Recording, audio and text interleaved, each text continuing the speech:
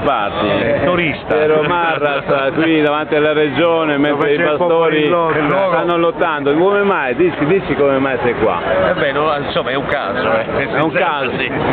Guarda che ti metti in Facebook, certo, guarda che è no. pericoloso. Io non ho problemi da questo punto di Il vista. problema vuoi che sia, tanto va sul blog, insieme a tutti gli altri video che stiamo girando sulle persone che passano qua e che portano la loro solidarietà ai pastori, no? Certo, Questo è lo scopo principale che tu sei qua, sì, penso. Direi di sì.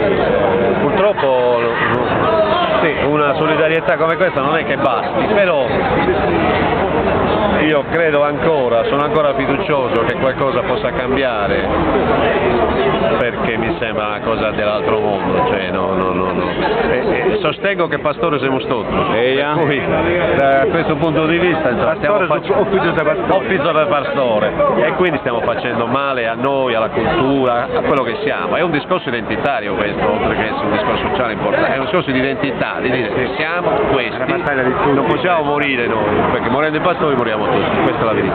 Certo. Anche perché poi non si può certo confidare sulle industrie italiane, no? Perché cosa ce ne facciamo delle industrie qui sul nostro territorio? Noi vogliamo uno sviluppo diverso da quello che ci hanno voluto imporre, no? Con le situazioni chimiche, eccetera. Il tipo di collasso antropologico che c'è stato nel Nuorese, quello è purtroppo una testimonianza di un fallimento e ne stiamo pagando ancora le conseguenze, come vedi oggi, insomma.